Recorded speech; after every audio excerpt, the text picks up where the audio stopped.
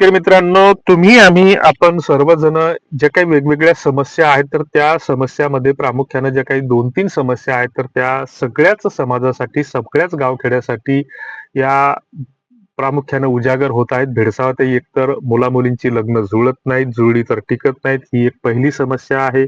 दुसरी समस्या आहे, की जे काही गाव-खेडे असतील, शहरं असतील, तर ह्या गावातील, शहरातील, खेड्यातील जवळपास 90% कुटुंब हे वेगवेगळ्या कर्जाच्या खाईत डुबत आहेत, बर्बाद होत आहेत.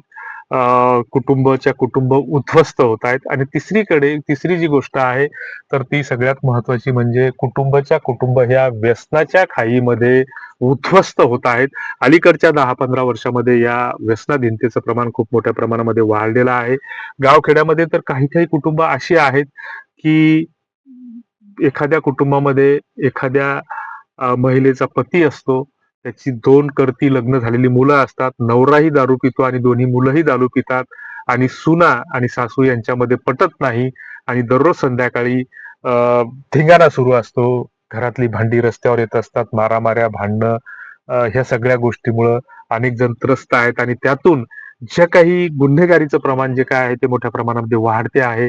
तर ह्या गोष्टींना कुठेतरी आवर घालण्यामध्ये तुम्ही आम्ही इथली जी काही सामाजिक व्यवस्था असेल, सरकार असेल, तर हे कुठेतरी कमी पडत आहे किंवा अपयशी ठरत आहे असं म्हणायला हरकत नाही. मात्र आता या समस्यावर आपणच उपाय शोधावे लागतील आणि मग त्याच्यासाठी पहिल्यांदा आपल्याला त्याच्या मागचं सत्य शोधावं लागेल, की प्रत्येक जणाने आपल्या जगण्याची, वागण्याची जी काही पद्धती आहे, तर ती पद्धती आपण ठरवलेली आहे आणि जे काही सत्य असतं, तर ते सत्य आपण कुठेतरी स्वीकारत नाही किंवा त्या सत्यापासून आपण दूर राहण्याचा प्रयत्न करतो किंवा असं म्हणायला हरकत नसावी, की आरशामध्ये आपण स्वतःचा चेहरा पाहण्याला कुठेतरी घाबरतो आहोत आणि मग सत्य स्वीकारत नाही. जसं आता लग्न जुळत नाही, मग लग्न का जुळत नाही, कशामुळे जुळत नाही, या गोष्टीचं सत्य स्वीकारण्याऐवजी आपण काय करतो, की फक्त आरोप करतो एकमेकांवर, की मुलींच्या अपेक्षा वाढल्या, मुलींचे भाव वाढले, मुलीच्या बापाचे भाव वाढले, मुलीच्या बापाकडे झोपडं असलं तरी चालते, मात्र त्याला स्वतःच्या जावयाकडे 4 चाकी गाडी पाहिजेत, जावई नोकरीवाला पाहिजेत, पुण्या मुंबईत फ्लॅटवाला पाहिजेत किंवा असे अनेक सोशल मीडियावर लेख, व्हिडिओ हे कीर्तनकार लोक बी त्याचं विडंबन करू करू सांगतात. काही तज्ञ सुज्ञ जे काही आहेत समाजामध्ये ते पण त्याचं विडंबन करताना दिसतात. चांगली आणि वाईट तत्व ही सगळीकडे सारखी असतात.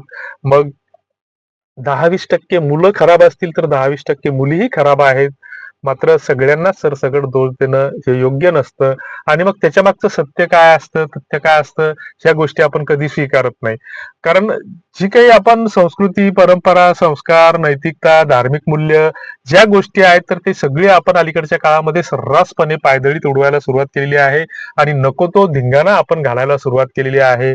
मग लग्न जुळत नाहीत, मग लग्न हा जर संस्कार असेल, तर मग त्या संस्कारामध्ये मारुतीचं दर्शन घेऊन मांडवात जायचं, तर तिथे डीजे आणि दारू कोणी आणली याचा कधी आपण विचार करत नाही. हळदीचा धिंगाणा कोणी सुरू केला, हे नाच गाणे डीजे लावलं जे काही हळदीच्या नावाखाली जे काही लग्नामध्ये सुरू आहे, तर त्याच्यामध्ये मग मग पुन्हा बोंबलत सुटायचं की आमचे पोरगे पळून चालली, पोरं पळून चालले. ह्या गोष्टी घडण्यासाठी कारणीभूत कोण आहे, तुम्ही आम्ही कधी विचारच करत नाही. मेहंदीचा धिंगाणा कोणी सुरू केला, प्री वेडिंगचं भूत कोण उतरवलं तुमच्या आमच्यामध्ये, तो आपला विषयच नाही. पुण्या मुंबईचे लोक काय करतात त्याच्याशी आपल्याला काही घेणं देणं नाही. शिकलेली लोक काय करतात, नोकरीवाली लोक काय करतात त्याच्याशी आपल्याला काही घेणं देणं नाही. तुमची आमची जी काही नाळ आहे ती शेती मातीशी बांधलेली आहे. तुम्ही आम्ही या जगाचे पोशिंदे आहोत, अन्नदाते आहोत आणि हळदीचा धिंगाणा घालणं, प्री वेडिंग शूटिंग करणं, मंगल कार्यालयामध्ये जाऊन लग्न करणं, ही आमची कधीच संस्कृती नव्हती. आमच्या शेतकऱ्यांची कधीच संस्कृती नव्हती. ती केवळ एक विकृती आहे असं आम्ही वाटतो आणि मग त्याच्यामुळे जर तुम्ही आमच्या दुःखाला जर आपण कुठेतरी, तर आपणच आपल्या दुःखाचे कारणीभूत आहोत, जबाबदार आहोत. ही गोष्ट आपण कुठेतरी स्वीकारली पाहिजे. नाही, करावंच लागत असते. शेवटचं लग्न आहे, मंगल कार्यालयातच लग्न. आजकाल गावखेड्यातल्या शेतकऱ्यांच्या मुलामुलींची लग्न पण मंगल कार्यालयात व्हायला.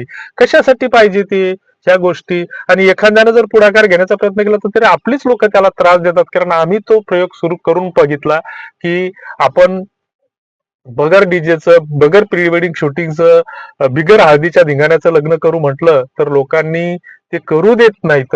ह्या लॉकडाऊन मध्ये जी काही लग्न लिंबाच्या बाभळीच्या झाडाखाली मंदिरात कुठेही लागली तर त्यांची लग्न काही शेल्यावर गेली नाही का, शेवटावर गेली नाही का, त्यांचे किती जणांचे संसार मोडले. मात्र हा विचार आपण करत नाही आणि मग बोंबलत सुटतो की याच्यामुळे असं व्हायला आलं, त्याच्यामुळे तसं व्हायला आलं. तुम्हाला याबद्दल काय वाटतं ते कॉमेंट बॉक्समध्ये नक्की लिहा. धन्यवाद.